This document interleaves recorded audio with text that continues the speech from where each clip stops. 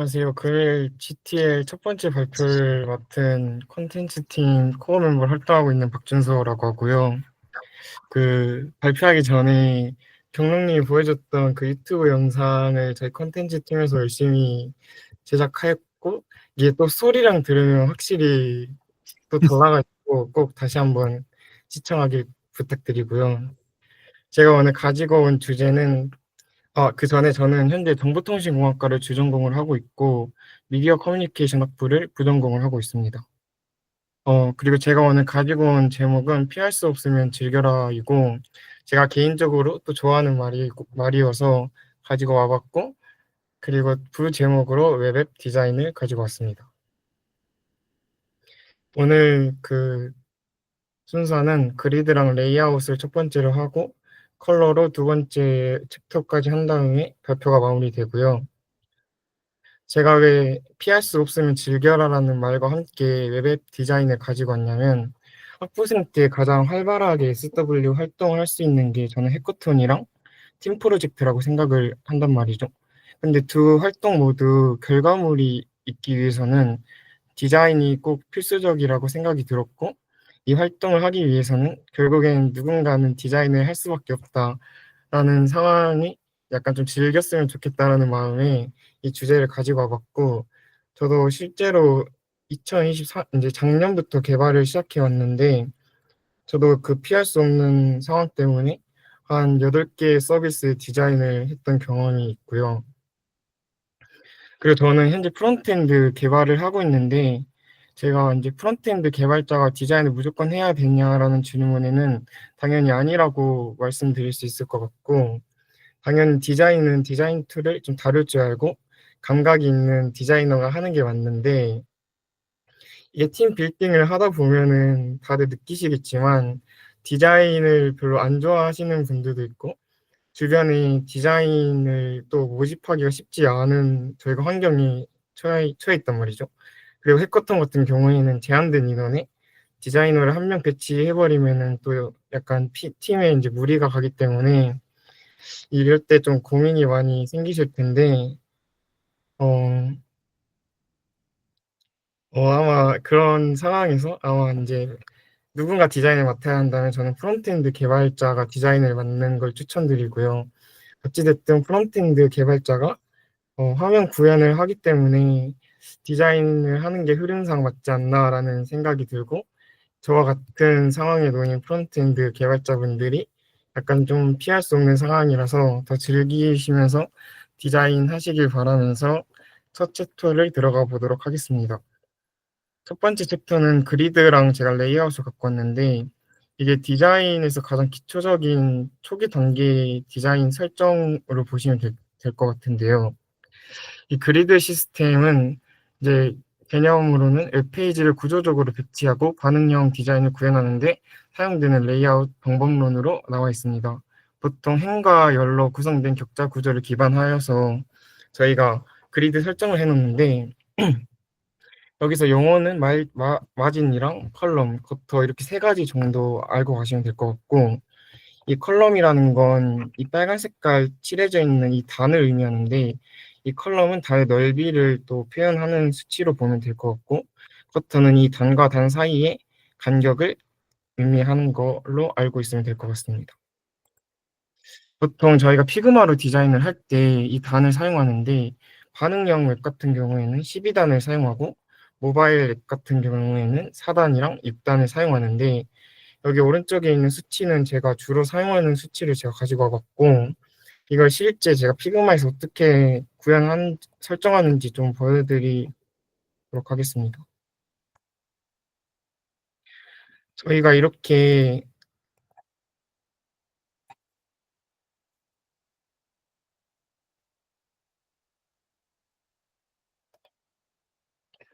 피그마에서 프레임을 설정해 놓고,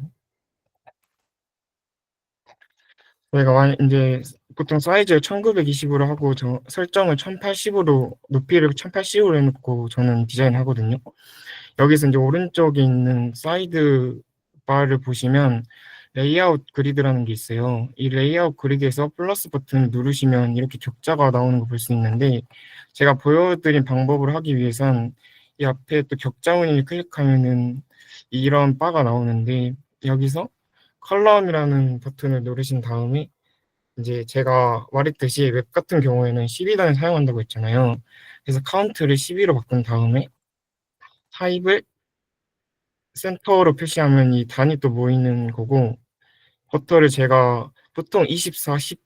24랑 20, 18을 많이 사용하는데, 저 같은 경우에는 24로 설정을 해준 다음에 방금 컬럼 값을 78로 해두면 제가 PPT에 보였던 이 단 설정, 그리드 설정이 다 끝났고, 이 그리드 설정을 하는 이유는 보통 이 단 안에 컨텐츠들, 그러니까 약 주요 기능들을 여기 안에 설정해 놓고 이 단에 맞춰서 크기를 설정해 두면 보기에도 좀 정갈하고 다음 프론트엔드 개발자한테 넘겨줄 때도 이게 반응형 앱으로도 저희가 피그마를 설정해 둘 수 있어가지고 그러한 것들을 하기 위한 수단으로 보시면 될 것 같고요. 이렇게 그리드 시스템을 한 다음에 저희가 다음으로 설정할 건 레이아웃인데, 레이아웃을 하기 전에 저희가 어떻게 페이지가 구성되어 있는지 영역을 좀 나눠보자면, 이거는 다들 아시겠지만 헤더 영역과 메인 영역, 부터 영역으로 크게 세 가지로 나뉘는데, 오른쪽 서비스를 예로 들어서 보자면 헤더 영역에는 이 로고나 로그인 버튼 그리고 마이 페이지 등 기능이 들어가 있고, 메인 페이지 같은 경우에는 배너나 주요 기능 콘텐츠들이 들어가는 영역이고요. 그 보통 헤더 영역이랑 메인 영역은 사람들이 많이 약간 좀 의무화로 많이 넣긴 하는데, 이 부터 같은 경우에는 선택적으로 기능보다는 정보를 담는 맥락의 영역인데, 다른 페이지로 이동하는 영역으로 쓰이기도 하고, 저희 학교 사이트 같은 경우에는 학교 위치나 학과 전화번호 그런 형태로 많이 사용되곤 합니다. 이렇게 레이아웃을 구성하고 난 다음에, 그 영역을 구분한 다음에 저희가 이제 신경 써야 할 게 레이아웃 패턴들인데, 이 패턴은 크게 두 개로 나뉘고 F 패턴과 Z 패턴을 저희가 알 수 있습니다. 하나씩 좀 알아보자면, F 패턴은 진짜 말 그대로 사람들의 이제 시각이 F자 형태로 이제 시선이 간다라는 이론인데, 이게 보통 사람들이 왼쪽에서 오른쪽으로 시선이 가고 위에서 아래로 가는데, 이게 정보가 많은 약간 뉴스 페이지나 기사가 이제 검색 엔진 같은 경우에는 글이 많고 텍스트가 많기 때문에 이런 F자 형태의 사람들의 경험을 기반하여서 행동을 유도하기 위해 이러한 레이아웃이 있고요. 이 F 패턴의 이제 레이아웃은 텍스트가 많은 컨텐츠에 효과적이라고 합니다. Z 패턴, F 패턴이 좀 다르게 컨텐츠 중심보다는 기능 중심으로 사람들의 경험을 유도하는 건데, 이제 여기서 왼쪽 그림을 보면 알 수 있듯이 첫 번째 사람들이 시선의 로고가 헤더 영역에 있는 로고에 향해 있고, 그 다음으로 수행하는 과정인 사인업 버튼, 이제 회원 가입이나 로그인 버튼으로 사람들이 기능을 찾기 위해서 2번 쪽으로 시선이 간 다음에 이제 사선 대각선으로 내려가서 또 다른 기능 그리고 오른쪽의 기능 이런 식으로 기능 위주로 이제 사람들의 경험을 분석한 게 Z 패턴으로 알고 있으면 될 것 같습니다. F 패턴이나 Z 패턴 둘 다 결국에는 왼쪽에서 오른쪽으로 사람들의 시선이 가고 위에서 아래로 시선이 간다는 점이 동일하고, 조금 더 사용자들이 이미 이런 거에 익숙해져 있기 때문에 레이아웃을 구성하고 기능들을 구성할 때 이러한 점을 좀 유의해서 디자인하면은 좀 더 퀄리티 있는 디자인이 되지 않을까 싶어서 가지고 와봤고요. 앞에 사용했던 레이아웃 패턴과 좀 이어지는 맥락인데, 저희가 신경 써야 할 레이아웃 디자인 중에 이제 멘탈 모델의 개념을 저희가 좀 짚고 넘어가야 되는데, 이제 멘탈 모델이란 사람들이 어떤 시스템이나 제품을 이해하고 상호작용하는 방식에 대한 내부적인 인지 구조를 말하는 개념으로, 예를 들어 사용자는 이미 그 서비스를 이용하기 전부터 익숙한 패턴의 이제 디자인에 익숙해지는 건데, 예를 들어 뒤로 가기 버튼이나 앞으로 가기 버튼은 왼쪽 상단바에 있고 나가기 버튼은 오른쪽에 위치해 있는 걸 익숙해가지고 경험적으로 인제 바로 가서 그 기능을 사용하는 맥락의 의미인데, 이 다이얼로그 창을 보면 알 수 있듯이 저는 개인적으로 익숙한 디자인이 확인 버튼이 오른쪽에 있고 취소 버튼이 항상 왼쪽에 있는 그런 경우란 말이죠. 그래서 보통 대부분 인제 이런 다이얼로그 창을 디자인할 때도 이 사용자의 경험 멘탈 모델을 인제 활용해서 확인 버튼 오른쪽에 두고 왼쪽에 취소 버튼을 두는 게 약간 전략적으로 쪼끔 그렇게 디자인하는 편이고, 이게 또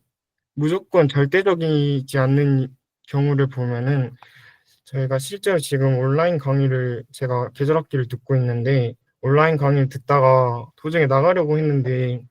이런 팝업창이 뜨는 거예요. 인제 "학습 시간이 출석 인정 시간보다 적다."라는 팝업창이 떴고, 제가 당연히 익숙하게 계속 오른쪽 버튼을 눌렀는데 그 화면이 안 나가지는 경우가 있었단 말이죠. 그래서 '왜 안 나가지는 거지?' 하고 봤더니 그제서야 인제 취소 버튼이 확인 버튼보다 오른쪽에 있는 걸 인지했고, 근데 처음에는 '왜 이게 취소 버튼이 확인 버튼보다 오른쪽에 있지?'라는 의문이 들었었는데, 또 생각해 보니까 이 서비스 인제 그 온라인 강의 서비스를 이용하는 사용자 입장에서 봤을 때 주 목적이 그 온라인 강의를 다 끝마치고 온라인 강의를 다 듣고 나가는 게 주 목적이기 때문에, 그 인제 실수로 나가지는 그런 상황을 약간 막기 위해서 인제 실수로 확인 버튼을 눌러버리면, 취소 버튼을 누르려다가 확인 버튼을 눌러버리면 나가지니까, 그러한 것을 막기 위해서 이렇게 디자인, 약간 멘탈 모델 이용해 가지고 디자인한 게 아닐까 싶어서 한번 가지고 와 봤습니다.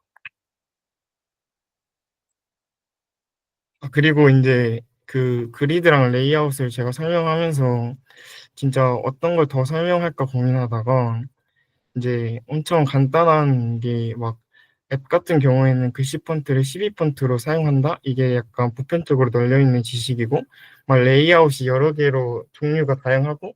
반응형 디자인, 뭐 접근성, 이런 거 많은 것들을 제가 좀 가지고 오려다가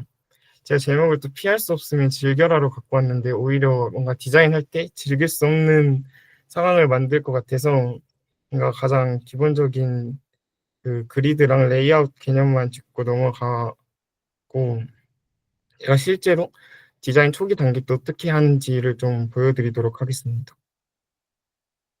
이게 인제 제가 실제로 첫 프로젝트 참여했을 때 저희 팀장님이 이렇게 화면 디자인을 해 달라고 구현한 예시거든요. 여기 학기원 중에 지금 이걸 듣고 있으신 분이 저희 팀장님이었는데, 제가 이걸 보고 처음으로 느낀 게 '아, 이래서 뭔가 디자인과 개발자의 사이가 안 좋구나. 안 좋은 건가?' 약간 그런 생각이 들 정도로 좀 당황했던 디자인이었는데, 이게 또 자세히 보면은 프로세스가 또 약간 또 나쁘지 않아요. 화살표 방향대로 가면 또 프로세스가 이어지는 거고, 또 필수적인 버튼이나 디자인들이 다 있기 때문에 '아, 이거를 진짜 어떻게 디자인할까.' 진짜 고민이 굉장히 많이 됐는데, 제가 그래서 했던 방식은 약간 레퍼런스 참고랑 오픈 소스랑 플러긴을 사용하는 방법이었는데, 일단 레퍼런스 참고를 어떻게 하는지 저는 어떻게 하는지 좀 알려드리자면, 제가 코딩존 예약 시스템을 인제 디자인하려고 했을 때 참고하려고 했던 게 바로 풋살 예약 시스템 플랩 서비스였거든요. 이 당시에 이 무채색 디자인도 굉장히 마음에 들었고, 이 배너라든지 이 아래 콘텐츠들의 위치가 생각보다 제가 괜찮은 것 같아서 이걸 어떻게 레퍼런스 참고를 했냐면, 윈도우 기준으로 컨트롤 시프트 C를 누르거나 F12를 누르면 개발자 모드가 열리는데, 이 개발자 모드를 열고 인제 피그마로 보통 제가 가로 화면을 1920 으로 하기 때문에 1920 으로 설정해 둔 다음에 이 그 개발자 모드 창의 왼쪽 상단에 있는 이 버튼을 누르시면,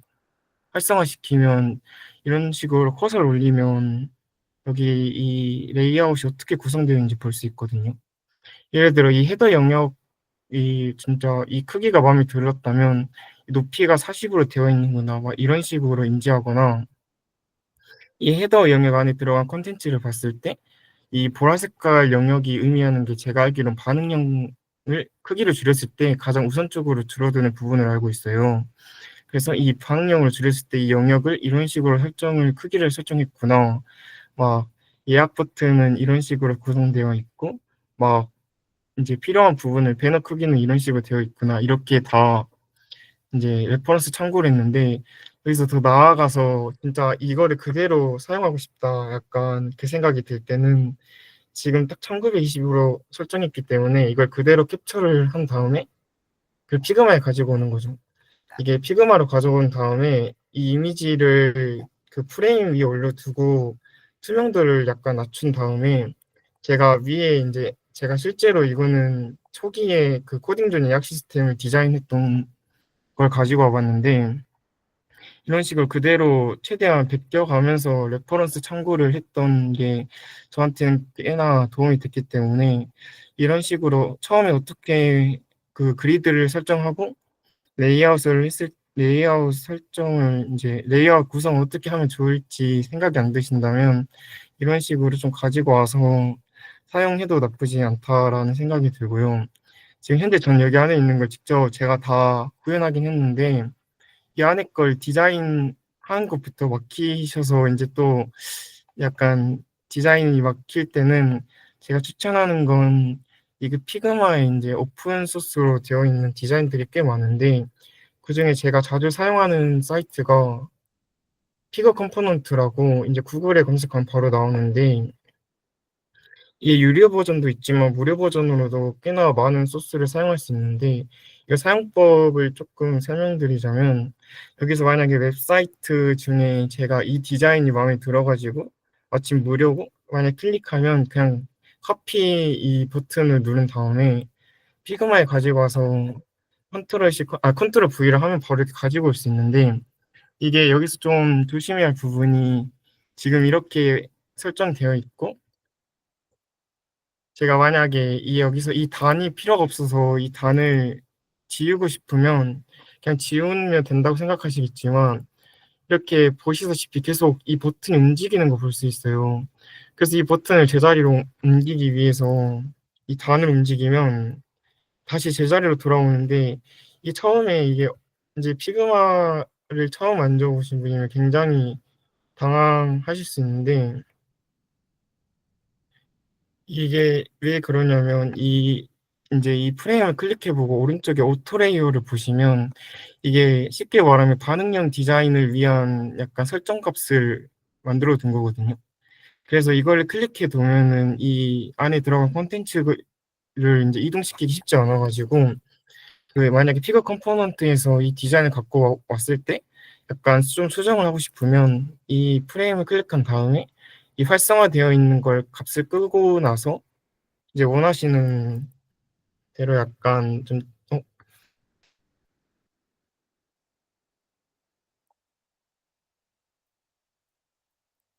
어, 원하시는 대로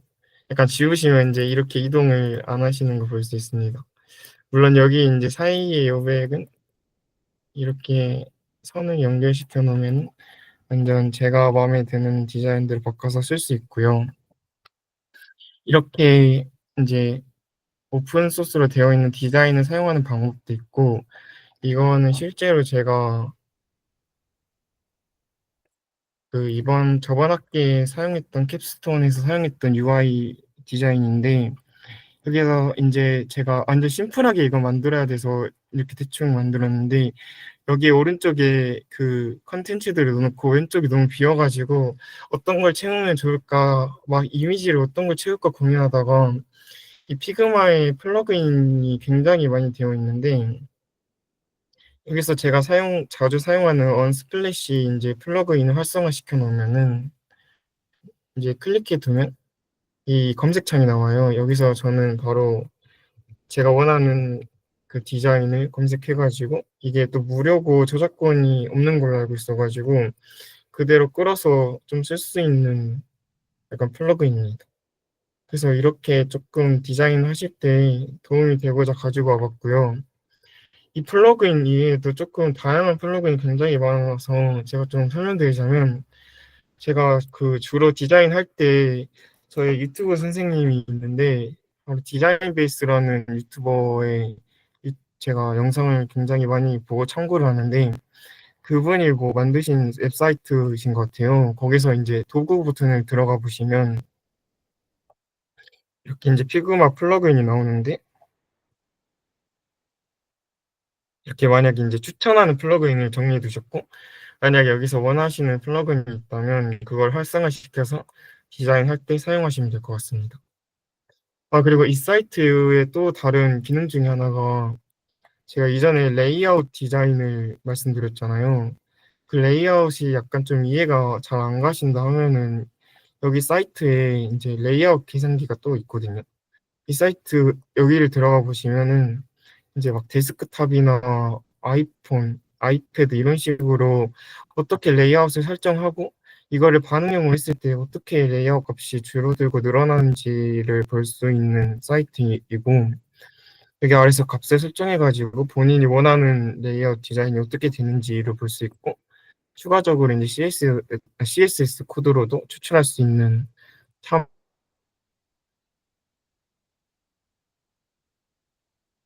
좋은 서비스니까 이런 디자인을 이런 식으로 해서 서비스를 약간 이제 기획하고 디자인하는데 이러면 뭔가 좀 딜레마에 한번 빠지게 되거든요. 저 또한 그랬는데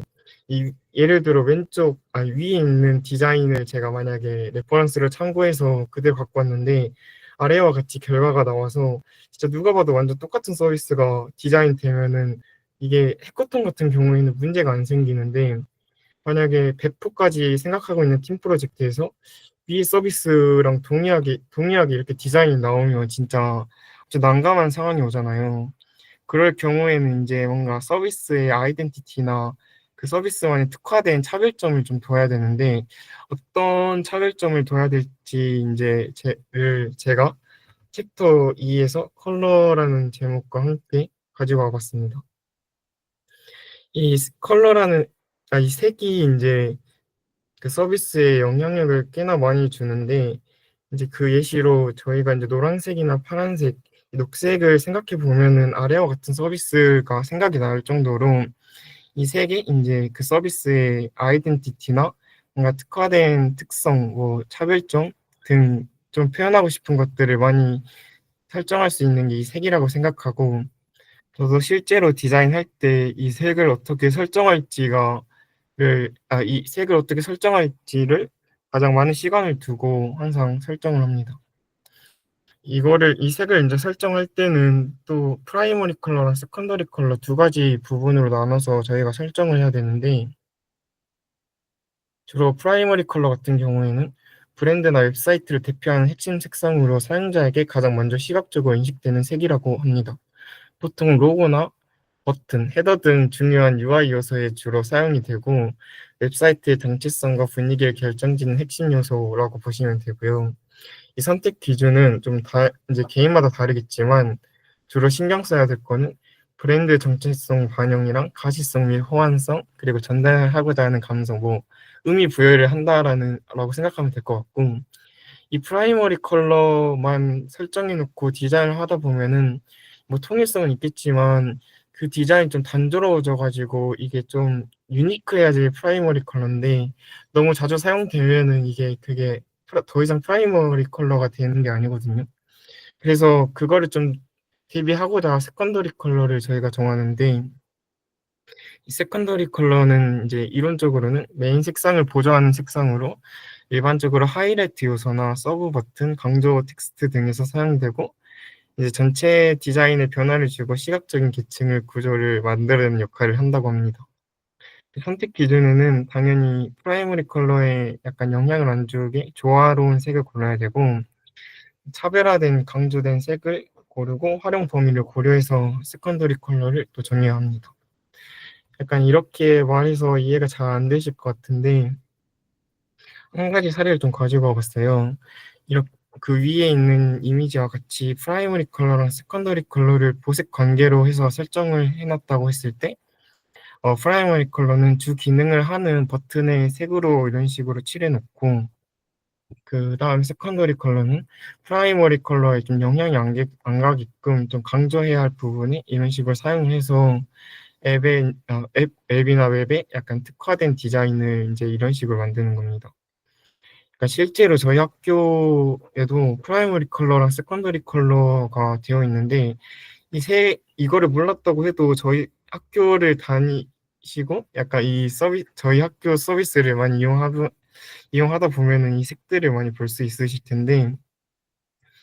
이게 이제 이거를 인지하고 웹이나 앱 서비스를 사용하면은 어떻게 색이 조화됐는지 약간 좀 감이 오실 것 같아서 가지고 와 봤고요. 저희가 이제 프라이머리 컬러나 세컨더리 컬러만큼이나 중요하게 생각해야 하는 게 검은색인데, 이 5가지 색 검은색이 다 구별이 되신다면 그분은 이제 디자이너의 길을 걷는 걸 진짜 굉장히 추천드리고요. 이 5가지 검은색이 구별 안 되는 게 저는 개인적으로 정상이라고 생각을 하는데, 이게 어떻게 좀 다르냐면 이제 보편적으로 많이 알고 있는 게 샵 16진수 저희가 검은색을 표현했을 때 이 샵 00000이 이제 저희가 많이 아는 검은색이고, 오른쪽은 이제 기업마다 사용하는 검은색의 이제 16진수를 가지고 와봤는데, 이게 디자인을 한 번쯤 해보셨거나 프론트엔드 개발을 해보신 분이면 이 왼쪽에 있는 16진수 검은색은 잘 사용 안 하는 걸로 알고 있어요. 저도 자주 사용 안 하는데, 그 이유가 이 영어로 되어 있는 16진수 검은색은 사용자에 있어서 눈에 피로감을 좀 더 많이 준다라는 라고 저는 들었고, 이게 세련되지 않은 뭐 검은색 이런 식으로 저는 들어가지고 약간 사용 안 하는 경향이 있고, 오른쪽과 같이 좀 흰색이 섞인 검은색을 자주 사용하긴 자주 사용하고 있고, 다른 기업에서도 이런 식으로 사용을 하고 있다고 합니다. 그래서 여러분들도 이제 아마 검은색을 가장 많이 사용하실 텐데, 많이 사용되는 게 검은색일 텐데, 그때 샵 0000이 아닌 이런 식으로 다른 기업이나 또는 다른 흰색이 섞인 검은 색깔로 약간 사용자 친화적인 디자인을 하길 좀 추천드리고요. 그래서 이렇게 또 16진수로 제가 또 색을 가지고 와봤는데, 뭐 이 색이 또 뭐 세컨더리 컬러가 어쩌고 프라이머리 컬러가 어쩌고 검은색이 뭐 어쩌고 저쩌고 아무리 떠들어봤자 이걸 또 어떻게 조합시키느냐가 또 고민이실 텐데, 그 대안을 좀 제가 또 가지고 와봤는데, 대안이 이제 한 가지 이제 레퍼런스 참고를 또 하라고 레퍼런스 참고를 또 하라고 말하는 것 같아서 왜 자꾸 레퍼런스 참고를만 하라는 건지 이제 이해가 안 가실 수도 있는데, 지금 이 색 관련 레퍼런스 참고는 이전에 했던 그리드나 레이아웃 레퍼런스 참고랑 좀 다르게, 이전에는 좀 레이아웃 크기나 위치가 어떻게 되어 있는지 참고를 했다면, 이번에는 본인이 선정한 프라이머리 컬러가 주로 사용되는 웹사이트나 앱을 이제 사용해가지고 거기서 색 조합을 어떻게 사용되었고 어떻게 조합을 했는지를 좀 참고하라는 방식의 레퍼런스 참고인 거고, 이 오른쪽에 이제 색상 변환기를 제가 가지고 왔는데, 이거는 제가 이번에 발표 준비하면서 찾은 사이트였는데, 이런 식으로 16진수나 RGB 값으로 약간 변환해주는 사이트인데, 여기 아래 내려가 보시면은 색 조합이 이런 식으로 있더라고요. 이거를 좀 이제 얼추 노란 색깔로 설정한 다음에, 뭐 보시면 뭔가 좀 카카오 기업이 생각날 만큼의 색 조합이 보이는 것 같고, 뭐 어느 정도 사용될지 모르겠지만 뭐 이런 식으로 색 조합을 표를 볼 수 있습니다. 이거는 개인적으로 저는 사용하진 않지만 뭔가 색 조합을 어떻게 할지 약간 방황하시는 분들이 참고하면 좋을 것 같아서 가지고 와 봤고요.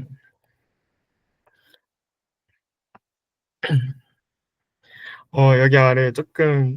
조그맣게 적어 놨는데, 사실 디자인은 감각이라고 생각해요, 저는. 뭔가 이게 타고난 재능, 뭐 DNA 뭐 그런 게 아니라, 제가 강조했던 것처럼 좀 레퍼런스 참고를 많이 하시고